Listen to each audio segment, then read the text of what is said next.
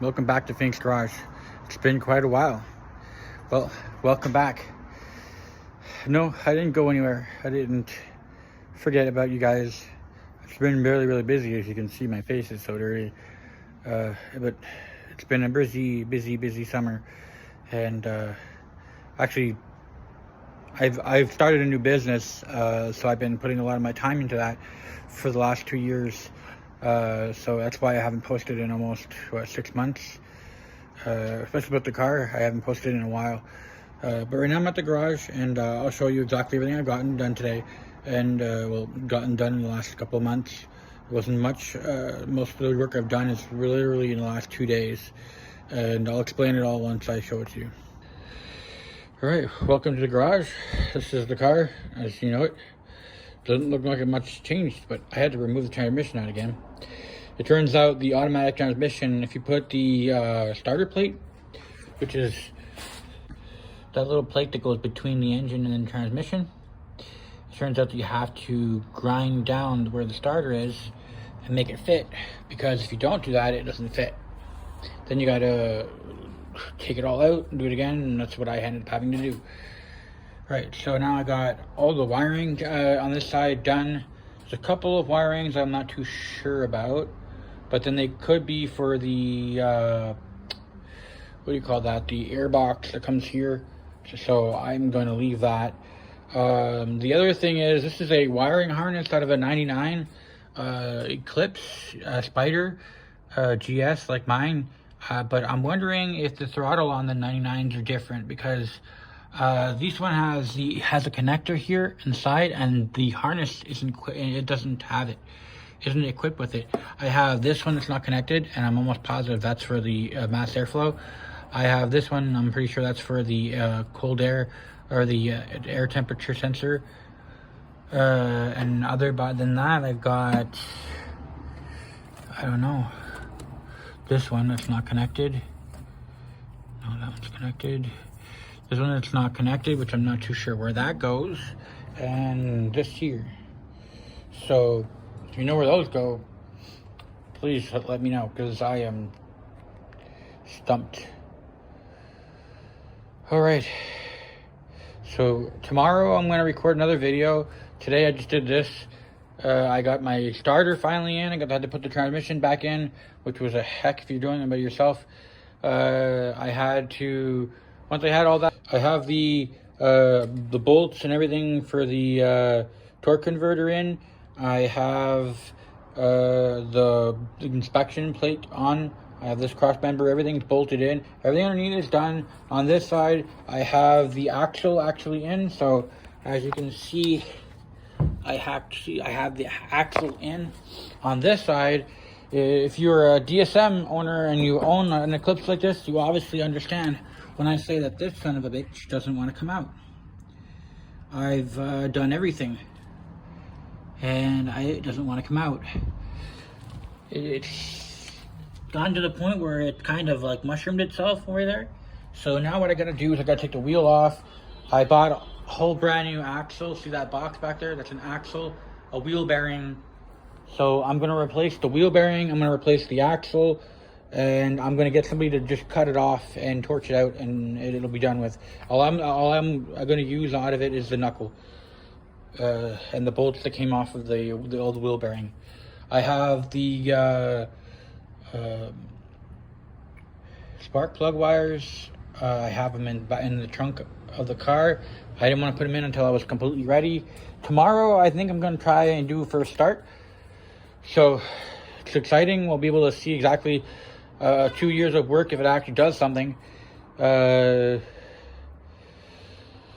replaced the oil pressure sensor, which is that right there. I replaced it because I broke it when I installed the engine the first time. That was the only time I actually installed the engine in it. Every other time I've been removing the transmission out. So I've removed this transmission out 3 times.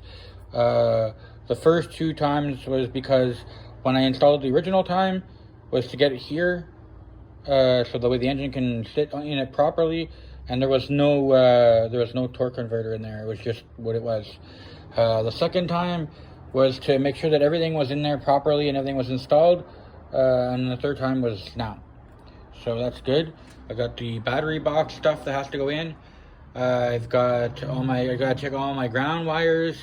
I'm pretty sure this ground wire goes there, right? Because I wasn't too sure. It's the one that goes over there. I think it's the one that grounds itself to the body for the engine, so that way it can come back. And then that one over there goes to the battery, so that way now it makes a full circle to the battery. That's almost possible. I'm almost positive about that one. Sorry, I was thinking about other things. Other than that, the engine has the oil that I put in it when I first built it, which means I'll run it on that for the first 1,500 kilometers, and then I'll change it out for the same kind of oil. I want to stay with Royal Purple for this, just because of the fact that it's better oil and it'll keep it going. And there's actually a good idea for me to run it on Royal Purple for the first time. On the interior, I haven't gotten much done. It's all a disaster right now. So I got all my trans fluids. I don't know how much fluid I actually need. I've got 3 there. I can buy more if I need more. I've got all my computers and everything out there, and I gotta connect them all. This window, I found a video that shows me how to fix it. It's just to pop it back into place. That shouldn't be a problem. I took the bumper off, so it'll be easier to remove and install the transmission. What's in the boxes, it's usually over there in the bins. It's a lot of it is I removed the air conditioning on this because I wasn't going to run it on air conditioning, because when I drove it during the summer, I'd have the top down, and it'd be useless to have the air conditioning in it with the top down. At the same time, it's also a lot of it is parts for a manual transmission. So if you need parts for the manual transmission, I don't have the cables anymore. I sold them. But I still have the master cylinder. I still have the flywheel. I have the old transmission right here. I don't know how good it is. So whoever wants it, if they're willing to pay for shipping, or they live close to my place, close to Ottawa, Gatineau, they can just come and get it, and I'll sell it to them for $150. Other than that, I got all the charcoal canister stuff that was there that was hiding in the fender here. I ripped it all out because I'm gonna put a vent. The vent, the line that connects to it, that goes for the gas tank, which is down there somewhere. You can see the lines that are down there. Well, the one that's right here, that one, the one with the shiny little piece on it, the bottom there, the little clip, that's the only line that's there, and it's a vent line.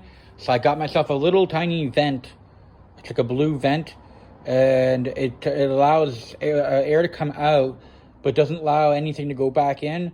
So that way it'll keep me safe, and if it does happen where the gas comes up, it won't let anything out. That way it's not for liquid, it's more for gas. It kind of makes no sense, but they said that it works. It'll allow it to vent itself out, but it won't allow itself to overflow itself out, and either way it won't overflow through there. That's only a vent. It's at the highest point of the gas tank. The only way I would do that is if I overfilled it, and then it would be my own fault. And that's actually, over here is higher than the gas tank, so it would have to really overflow it. Yeah. So that's it, guys, girls. I'll be back tomorrow, and I'll show you exactly everything I've done, and I'm looking forward to it. I know you guys are thinking, well, he's missing a radiator and all that. I have the radiator, all the radiator and everything that goes here. I already have it. It's in the trunk, so I'm not really missing anything. I have everything to get this car running right now. All I'm going to be missing really is a battery, which I don't have, but I'm going to use a power pack, and I hope I can run it on the power pack for a little bit. That's it for now. All right, guys. Well, all right. Well, that's the car for now. It's gonna be back tomorrow. Have to put the transmission back. I'm gonna close the door with the transmission outside. Yeah, so I'll be back here tomorrow. I'll post another video tomorrow. For today, I'll post this one, and you can still watch it. And if you have any comments or anything that you noticed, or any information about those wiring, where they go, or maybe I'm just missing something that I didn't realize, or I deleted something and that connects to that. I know I deleted also the cruise control, so I may be connecting to the cruise control. So I don't, it's just possible that it could. I'll check it tomorrow and I'll see. Right now it's all what it is. Yeah, so if you have any comments or anything, you just let me know, and I look forward to hearing what you guys have to say. Right, well, if you like this video, hit the thumbs up, subscribe if you're not already subscribed, and I look forward to talking to you guys again. Bye.